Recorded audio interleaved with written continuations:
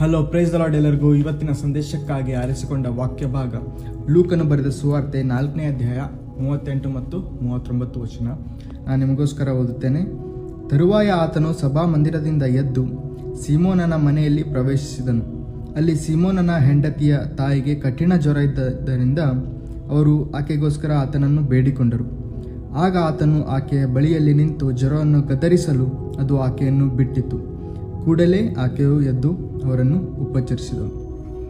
So ಈ ವಾಕ್ಯ ಭಾಗದಿಂದ ನಾವೇನು ಕಲಿಬಹುದು ಅಂದರೆ, ಫಸ್ಟಿಗೆ ಇಲ್ಲಿ ಜೀಸಸ್ ಏನು ಮಾಡಿದನು, ಆ ಮನೆಯಲ್ಲಿ ಪ್ರವೇಶ ಮಾಡಿದನು. ಸೊ ಆ ಮನೆಯಲ್ಲಿ ಪ್ರವೇಶ ಮಾಡಿದ್ರೆ ಆ ಮನೆಯಲ್ಲಿ ಒಂದು ಅದ್ಭುತವಾಯಿತು.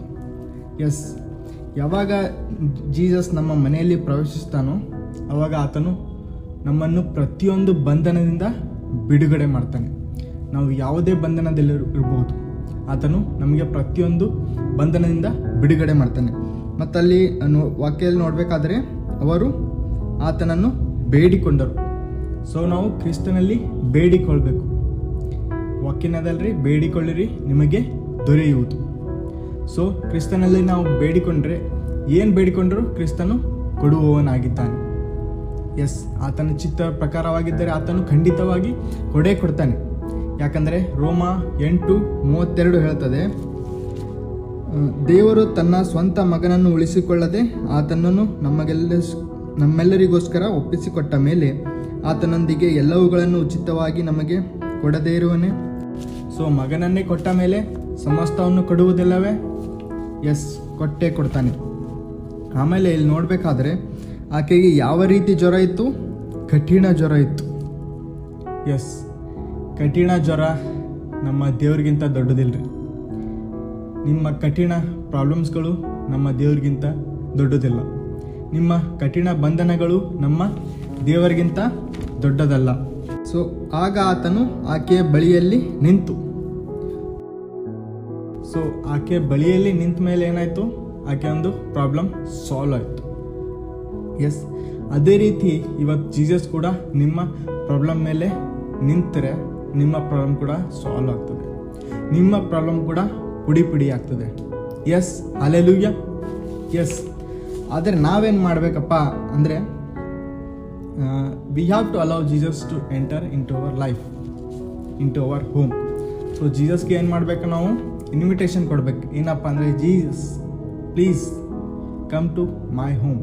ಜೀಸಸ್ ಪ್ಲೀಸ್ ನನ್ನ ಮನೆಗೆ ಬಾ, ನನ್ನ ಹೃದಯದೊಳಕ್ಕೆ ಬಾ. ಆತನು ಖಂಡಿತ ಬಂದೇ ಬರ್ತಾನೆ. ವಾಕ್ಯನೇ ಹೇಳ್ತದೆ, ಪ್ರಕಟಣೆ 3:20, ಇಗೋ ನಾನು ಬಾಗಿಲ ಬಳಿಯಲ್ಲಿ ನಿಂತುಕೊಂಡು ತಟ್ಟುತ್ತಾ ಇದ್ದೇನೆ. ಯಾವನಾದರೂ ನನ್ನ ಸ್ವರವನ್ನು ಕೇಳಿ ಬಾಗಿಲನ್ನು ತೆರೆದರೆ ನಾನು ಒಳಗೆ ಬಂದು ಅವನ ಸಂಗಡ ಊಟ ಮಾಡುವೆನು, ಅವನು ನನ್ನ ಸಂಗಡ ಊಟ ಮಾಡುವನು.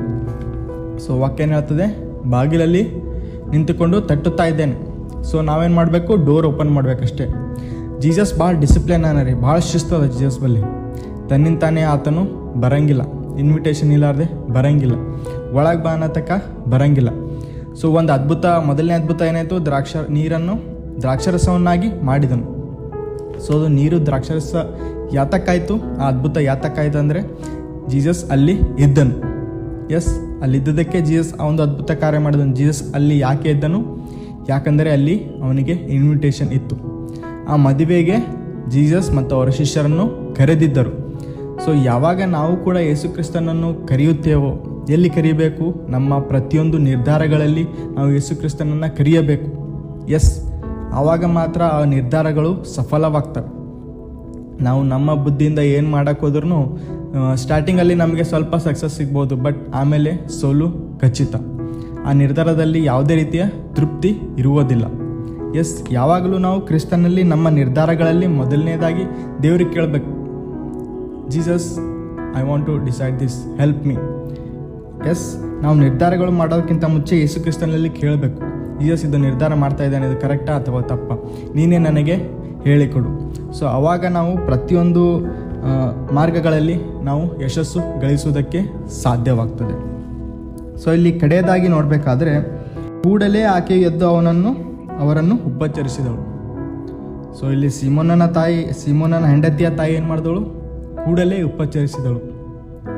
ಸೊ ಇದು ಗುಣ ನಾವು ಕಲಿಬೇಕು.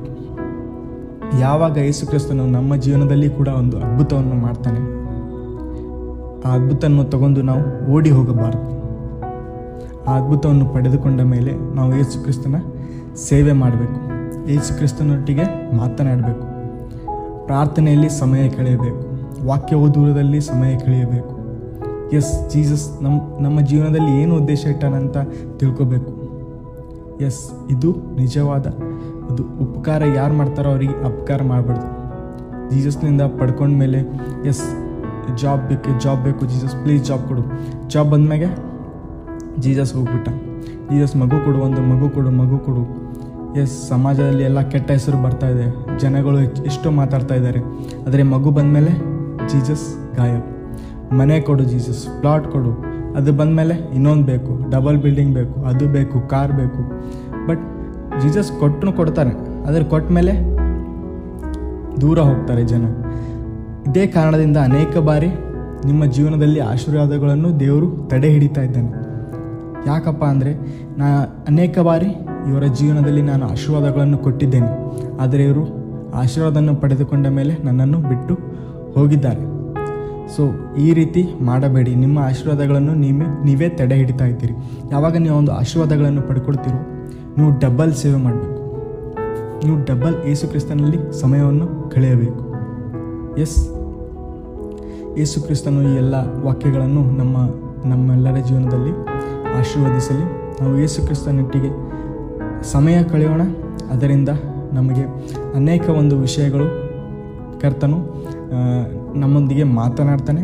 ಆ ವಿಷಯಗಳು ಕಲಿತ್ಕೊಂಡ ಮೇಲೆ ನಮ್ಮ ಜೀವನವು ಬದಲಾಗಬಹುದು. ನಮ್ಮ ಜೀವನದಿಂದ ಬೇರೆಯವ್ರ ಜೀವನವನ್ನು ನಾವು ಕೂಡ ಬದಲಾಯಿಸಬಹುದು. ಆಮೆನ್.